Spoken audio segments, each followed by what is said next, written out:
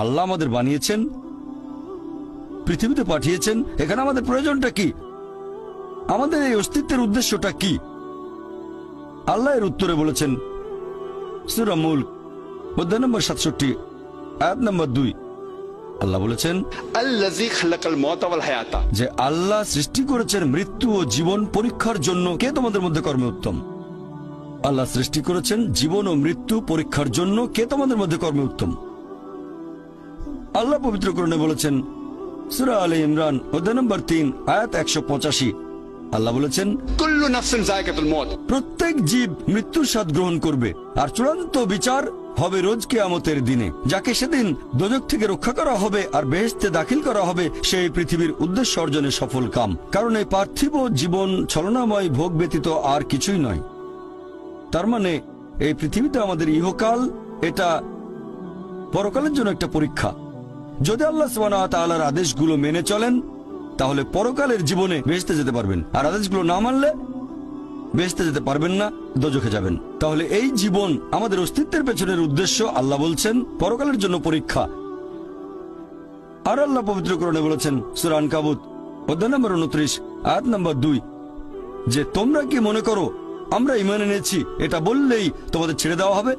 তোমাদের অবশ্যই পরীক্ষা নেব। যদি শুধু মুখে বলেন আল্লাহকে বিশ্বাস করি, আমি একজন মুসলিম, আমি একজন মুমিন, এটা বললেই আল্লাহ ছেড়ে দেবেন? এখানেই পরীক্ষা শেষ? আল্লাহ বলছেন তোমরা জানো না আমি পরীক্ষা করব? শুধু বললেন আমি একজন মুসলিম, শুধু মুখে বললেন আমি বিশ্বাসী, মুখে বললেন আমি আল্লাহর কাছে নিজের ইচ্ছাকে সমর্পণ করি, তাহলে আপনাকে ছেড়ে দেওয়া হবে না। আল্লাহ অবশ্যই পরীক্ষা করবেন।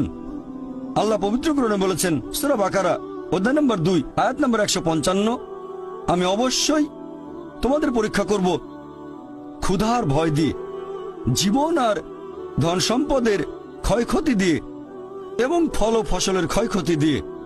আর শুভ সংবাদ দাও তাদের যারা ধৈর্যশীল। আল্লাহ সবাইকে পরীক্ষা করবেন ভয় দিয়ে, ক্ষুধা দিয়ে, জীবন আর ধন সম্পদের ক্ষয়ক্ষতি দিয়ে, ফল ফসলের ক্ষয়ক্ষতি দিয়ে। আল্লাহ অবশ্যই পরীক্ষা করবেন। আর আল্লাহ এক একজনকে এক একভাবে পরীক্ষা করেন। আল্লাহ পবিত্র কোরআনে বলেছেন সূরা আনাম অধ্যায় নম্বর 6 আয়াত নম্বর 165। আল্লাহ বলেছেন যে তিনি কিছু মানুষকে অন্যদের তুলনায় বেশি মর্যাদা দান করেছেন। আল্লাহ সুবহানাহু ওয়া তাআলা কিছু মানুষকে অন্য মানুষদের তুলনায় বেশি মর্যাদা দিয়েছেন। আল্লাহ কোরআনে বলেছেন সূরা নাহল অধ্যায় নম্বর 16 আয়াত নম্বর 71 যে তিনি কিছু মানুষকে অন্য মানুষের তুলনায় শ্রেষ্ঠত্ব দান করেছেন। আল্লাহ এই কথা আবারও বলেছেন সূরা আনাম অধ্যায় নম্বর 6 আয়াত নম্বর 165 যে আল্লাহ সুবহানাহু ওয়া তাআলা কিছু মানুষকে অন্যদের তুলনায় বেশি মর্যাদায় উন্নীত করেছেন, আর তিনি যা দিয়েছেন তার ভিত্তিতেই তোমাদের বিচার করা হবে। এখানে অনেক লোকজন এভাবে প্রশ্ন করে আল্লাহ তাআলা এখানে সুবিচার করবেন কিভাবে? কেউ হয়তো জন্মায় গরিব পরিবারে, আবার কেউ জন্মায় ধনী পরিবারে, কেউ জন্মায় ভালো স্বাস্থ্য নিয়ে, কেউ জন্মায় অসুস্থ হয়ে। এটাই তো অবিচার। আল্লাহ তাআলা সুবিচার করেন না। তিনি এইসব আলাদা মানুষের জন্য আলাদা বিচার করবেন কিভাবে? আমরা জানি যে পার্থিব জীবনে আছে জন্ম আর মৃত্যু, বিভিন্ন অসুখ হতে পারে, কেউ গরিব কেউ ধনী, এই সবই আসলে পরীক্ষা। আর আল্লাহ পবিত্র কোরআনে বলেছেন সূরা আনফাল অধ্যায় নম্বর 8 আয়াত নম্বর 28 আল্লাহ বলেছেন যে অবশ্যই তোমাদের ধন সম্পদ আর সন্তান সন্ততি এগুলো তোমাদের জন্য পরীক্ষা। এরপর সূরা মুনাফিকুন অধ্যায় নম্বর 63 আয়াত নম্বর 9 যে তোমাদের সম্পদ আর সন্তান সন্ততি যেন তোমাদেরকে আল্লাহ তাআলার স্মরণে উদাসীন না করে। আল্লাহ তাআলা এক একজন মানুষকে এক একভাবে পরীক্ষা করেন। আপনি যদি কাউকে জিজ্ঞেস করেন যে ভালো কাজগুলো কি কি আর ভালো কাজগুলো কি, এ ব্যাপারে আস্তিক নাস্তিক সব ধরনের মানুষই তখন বলবে ভালো কাজ হচ্ছে দান করা, নিজে সন্তুষ্ট থাকা। কয়েকটা ভালো কাজের কথা বললে দান করার থাকবে। এখন একজন মানুষ পরোপকারী কি না সেটা আল্লাহ কিভাবে পরীক্ষা করবেন? কিন্তু সবার সম্পদ যদি সমান থাকে, পরীক্ষার ব্যাপারটা তাহলে আসবে কিভাবে? পরীক্ষা তখনই নেওয়া যাবে যখন কেউ হবে ধনী আর কেউ হবে গরিব। তাই আল্লাহ তাআলা এক একজনকে এক একভাবে পরীক্ষা করেন। হয়তো কেউ জন্ম নিয়েছে ধনী পরিবারে, তাই সম্পদ অনেক বেশি, আবার কেউ জন্মায় গরিব হয়ে। তবে যে লোকটা ধনী, ইসলামিক শরিয়া অনুযায়ী ইসলাম ধর্মের একটা স্তম্ভ হচ্ছে যাকাত, যে প্রত্যেক ধনী লোক যাদের সঞ্চয় নিসাব লেভেলের উপরে 85 গ্রাম স্বর্ণ, সে প্রতি হিজরি বছরে সেই সঞ্চয়ের 2.5% জাকাত হিসেবে দান করে দেবে। সেই লোক হতে পারে লাখপতি, হতে পারে কোটিপতি। যদি সে ঠিকমতো জাকাত দেয় তাহলে সে পাবে 5 নম্বর। হয়তো সে পুরো জাকাত দিল না, সামান্য কিছু অংশ দান করলো, যা দেওয়ার কথা তার 20% দিল, যেটা দেওয়া উচিত তার সামান্য অংশ দিল, তাহলে সে ফেল করবে। আবার কেউ হয়তো জাকাতই দেবে না, একেবারে শূন্য। আর গরিব লোককে কোনো জাকাত দিতে হবে না, সেভাবে ফুল নাম্বার। কিন্তু আমরা মানুষরা এভাবে বলি, আহা বেচারা লোকটা খুব গরিব, এই লোকটার জীবনে শুধু সমস্যা আর সমস্যা। আর ধনীদের দেখে আমরা মুগ্ধ হই। আমাদের প্রিয় নবী বলেছেন যে একজন ধনী লোকের বেহেশতে প্রবেশ করা গরিবের চেয়ে অনেক বেশি কঠিন। আর পবিত্র কোরআন বলছে সূরা আনফাল অধ্যায় নম্বর 8 আয়াত নম্বর 28, ধন সম্পদ তোমাদের জন্য পরীক্ষা, এটা পরীক্ষা। আমরা বোকা তাই এভাবে চিন্তা করি যে এই লোকটার অনেক টাকা, আল্লাহ অনেক রহমত দিয়েছেন, এটা একটা পরীক্ষা। যদি এই রহমত ঠিক মতো ব্যবহার না করেন, এটা অবশ্যই রহমত, তবে এই পরীক্ষায় ফেল করার সম্ভাবনা অনেক বেশি। যেমন ধরেন বোর্ডের একটা পরীক্ষার প্রশ্ন, গত বছরের কথা, 2 বছর আগের কথা, 2002 সালের কথা। সেবারের প্রশ্ন খুব কঠিন ছিল, বেশিরভাগ ছাত্রছাত্রী উত্তর দিতে পারেনি। পরের বছর সেই প্রশ্নটা আসলো না, তখন এটা বলা বোকামি, ও দুঃখ, এবার তো আসলো না। আপনি তো খুশি হবেন যে এবার আসেনি। তাহলে সম্পদ একটা পরীক্ষা। তাহলে যাদের ধন সম্পদ নেই তাদের জন্য ধনীদের তুলনায় বেহেশতে যাওয়াটা অনেক সহজ। আল্লাহ এক একজনকে এক একভাবে পরীক্ষা করেন। সেজন্য আল্লাহ বলেছেন তোমাদের ধন সম্পদ যেন তোমাদেরকে আল্লাহ তাআলার স্মরণে উদাসীন না করে। এটা একটা পরীক্ষা। আরেকটা পরীক্ষা হচ্ছে সন্তুষ্টি, নিজে সন্তুষ্ট থাকা। আর আমাদের নবী মুহাম্মদ সাল্লাল্লাহু আলাইহি ওয়াসাল্লাম বলেছেন, এটা আছে সহিহ বুখারীতে খণ্ড নম্বর 8 হাদিস নম্বর 447, নবী বলেছেন যদি কারো কাছে একটা পর্বত সমান স্বর্ণ থাকে সে এরকম আরেকটা চায়। যদি কারো কাছে 1 পাহাড় স্বর্ণ থাকে তারপরেও সে আরেকটা স্বর্ণের পাহাড় চায়। আর সর্বশেষে তার মুখগহ্বর পূর্ণ হয় কবরের মাটি দিয়ে। সে যত ধনী লোকই হোক, হয়তো সে পৃথিবীর মধ্যে সবচেয়ে ধনী লোক, তারপরেও সে আরো বেশি সম্পদ চায়। মানুষ সন্তুষ্ট হয় না, বেশিরভাগ মানুষ কখনোই সন্তুষ্ট হয় না। আল্লাহ পবিত্র কোরআনে বলেছেন সূরা নিসা অধ্যায় নম্বর 4 আয়াত নম্বর 32 যে আল্লাহ যেটা দিয়ে অন্য মানুষকে শ্রেষ্ঠত্ব দান করেছেন সেটার উপরে তোমরা কোন রকম লালসা করো না। এভাবে বলবেন না যে হে আল্লাহ তুমি অমুককে অনেক সম্পদ দিয়েছো, অমুককে অনেক সুন্দর একটা গাড়ি দিয়েছো। এমন কিছু আল্লাহর কাছে চাইবেন না যেটা অন্য কাউকে আল্লাহ দিয়েছেন। এতে লোকসান হবে আপনার। আর আমাদের প্রিয় নবী মুহাম্মদ সাল্লাল্লাহু আলাইহি সাল্লাম বলেছেন, এটা আছে সহিহ বুখারীতে খণ্ড নম্বর 4, আমাদের নবী বলেছেন যে সেই লোকদের দেখো যাদের ভাগ্য তোমার চেয়ে খারাপ।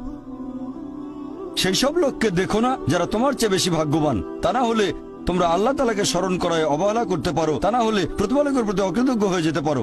তাহলে নবী বলেছেন তাদেরকে দেখো যাদের ভাগ্য খারাপ। তখন আপনি বলছেন আচ্ছা এই লোকটার তো কোনো গাড়ি নেই, আমার একটা মারুতি অন্তত আছে। তাকে দেখবেন না যারা সে মার্সিডিজ, ও আমার মার্সিডিজ নেই কেন, ওই লোকের গাড়ি নেই, আমার তো একটা আছে। আপনি আল্লাহকে ধন্যবাদ জানাবেন।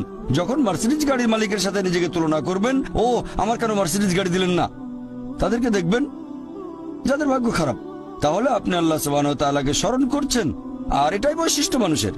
এরকম একটা গল্প যে এক লোকের মনে অনেক দুঃখ, কারণ তার কোনো জুতো নেই।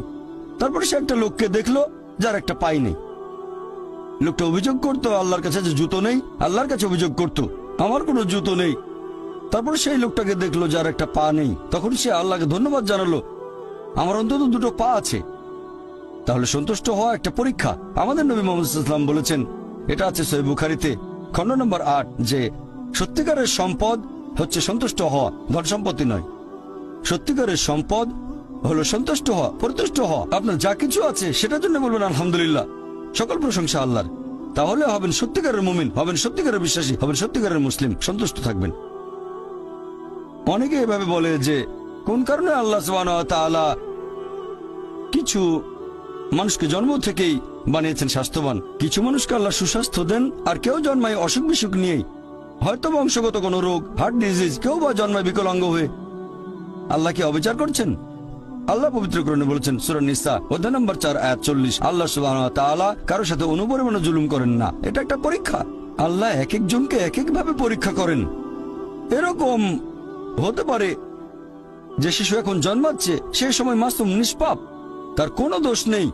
আর পবিত্র কোরআন বলছে সূরা আনফাল অধ্যায় নম্বর 8 আয়াত নম্বর 28 যে তোমাদের ধন সম্পদ আর সন্তান সন্ততি তোমাদের জন্য পরীক্ষা। আল্লাহ কথাটা আবারও বলেছেন অধ্যায় নম্বর 63 আয়াত নম্বর 9 যে তোমাদের ধন সম্পদ সন্তান সন্ততি তোমাদেরকে যেন আল্লাহ তাআলার স্মরণে উদাসীন না করে। এরকম হতে পারে যে পরীক্ষা নেওয়া হচ্ছে বাবা মার, এটা বাবা মার জন্য পরীক্ষা। এরপর আপনারা দেখবেন যখন কোনো মানুষের উপর বিপর্যয় আসে, সেটা হয় পরীক্ষা অথবা একটা শাস্তি। যে লোকগুলো আল্লাহ তাআলার পথ থেকে দূরে সরে গেছে তাদের জন্য এটা শাস্তি, আর যারা আল্লাহর পথে আছে তাদের জন্য পরীক্ষা। হতে পারে যে বাবা মা খুব ভালো মুসলিম, 5 ওয়াক্ত নামাজ পড়েন, হয়তো যাকাত দিয়েছেন, হজ পালন করেন, রমজান মাসে রোজা রাখেন, আল্লাহ তাদের একটা সন্তান দিলেন জন্ম থেকে যার হার্টে সমস্যা। সত্যিকারের মুসলিম, সত্যিকারের মুমিন বলবে আলহামদুলিল্লাহ, আল্লাহ তাআলা তোমাকে অনেক ধন্যবাদ। আল্লাহ তাদের পরীক্ষা করছেন। আরেকটা লোক যে কৃতজ্ঞ নয় আর এই পরীক্ষায় হয়তো পাশও করবে না, সে বলবে কেন, সে লাফালাফি শুরু করবে, আল্লাহর কাছে অভিযোগ করবে যে কেন আল্লাহ তাআলা আমাকে এমন বিকলাঙ্গ সন্তান দিলেন জন্ম থেকে যার হার্টে সমস্যা। আর পরীক্ষা যত কঠিন পুরস্কার তত বেশি। পরীক্ষা যত কঠিন পুরস্কারের পরিমাণ তত বেশি। যেমন ধরেন আপনি পরীক্ষা দিচ্ছেন বিএ ডিগ্রি এক্সামিনেশন, যদি পাশ করেন তাহলে আপনি graduate, BA graduate in arts. তবে যদি এমবিবিএস পরীক্ষায় পাশ করেন তাহলে গ্র্যাজুয়েট হবেন, নামের আগে ডক্টর বসাবেন, ডক্টর। কিন্তু এমবিবিএস পরীক্ষায় পাশ করা এটা বিএ পরীক্ষায় পাশ করার চেয়ে অনেক বেশি কঠিন। তাহলে পরীক্ষা যত কঠিন পুরস্কারও তত বেশি। হতে পারে আল্লাহ এই বাবা মাকে সাধারণ বেহেশতে পাঠাতে চান না, পাঠাবেন জান্নাতুল ফেরদৌসে। তারা ধার্মিক, তারপরও আল্লাহ তাদের বেশি পুরস্কার দিতে চাচ্ছেন। আর এই কারণে আমাদের প্রিয় নবী মুহাম্মদ সাল্লাল্লাহু আলাইহি সাল্লাম বলেছেন, এটা আছে সুন্নান আল তিরমিজিতে, এক লোক জিজ্ঞেস করলো এই পৃথিবীতে কাকে সবচেয়ে বেশি পরীক্ষা দিতে হয়? নবী উত্তরে বললেন যে আল্লাহ সুবহানাহু ওয়া তাআলার সকল নবী রাসূলকে সবচেয়ে বেশি পরীক্ষা দিতে হয়। এরপরে যারা নবী রাসূলগণের ঘনিষ্ঠ, যারা নবী রাসূলগণের মতো, তারপরে যারা সাহাবীগণের মতো। আর একজন লোকের ঈমান যত বেশি মজবুত পরীক্ষাটা তত বেশি কঠিন। তাকওয়া যত বেশি থাকে আল্লাহ তত কঠিন পরীক্ষা দেবেন। আপনি কোথাও এমবিবিএস নিয়ে পড়াশোনা করছেন কারণ বেশি নম্বর পেয়েছিলেন এইচএসসি-তে, সেজন্য এখানেও পরীক্ষা কঠিন। এমবিবিএস পাশ করাটাও বেশ কঠিন। তাহলে এখানেও নবী রাসূলগণের তাকওয়ার সাথে সাধারণ মানুষের তাকওয়ার কোনো তুলনায় হয় না। যেহেতু তারা ছিলেন নবী এবং রাসূল, তাই তাদেরকেও পরীক্ষা করা হয়েছে। কোন নবী রাসূলকে এই পরীক্ষা না নিয়ে ছেড়ে দেওয়া হয়নি। তাদের তাকওয়া লেভেল অনেক উপরে। নবী রাসূলকে অনেক বেশিবার পরীক্ষা করা হয়েছে সাধারণ মানুষের চেয়ে। আপনার বাচ্চা অনেক বেশি, অনেক কঠিন। তাহলে আপনার তাকওয়া যদি বেশি হয় আল্লাহ আপনাকে পরীক্ষা করবেন। সত্যিকারের মুমিন কোন বিপর্যয়ের মধ্যে পড়লে বলে সুবহানাল্লাহ, সকল প্রশংসা আল্লাহর, আলহামদুলিল্লাহ। সে ধরে নেয় এটা একটা পরীক্ষা। কোন বিপর্যয় আসলে সেটা হয় একটা পরীক্ষা অথবা একটা শাস্তি। নবীগণের তাকওয়া অনেক বেশি, তাদের জন্য এটা শাস্তি না, এটা পরীক্ষা। আর তারা পাশ করেছেন। যদি কারো জীবনে কোনো ভালো কিছু ঘটে সেটা হয় একটা পুরস্কার অথবা পরীক্ষা। সম্পদ হতে পারে পুরস্কার অথবা একটা পরীক্ষা। ভালো কোনো কিছু ঘটলে সেটা হয় পুরস্কার নয়তো একটা পরীক্ষা। অনেকে আল্লাহর পথ থেকে দূরে সরে যায়, তারপরে বলে আমাকে সম্পদ দাও, আল্লাহর সম্পদ দেন, তারপরে তারা পরীক্ষায় ফেল করে। তাহলে এই পৃথিবীতে তারা তাদের ইচ্ছে মতো আরামায়েশ করে, কিন্তু আখিরাতে শুধু ক্ষতিগ্রস্ত হয়। দান একটা পরীক্ষা, সন্তুষ্ট হওয়া পরীক্ষা, সন্তান সন্ততিও পরীক্ষা।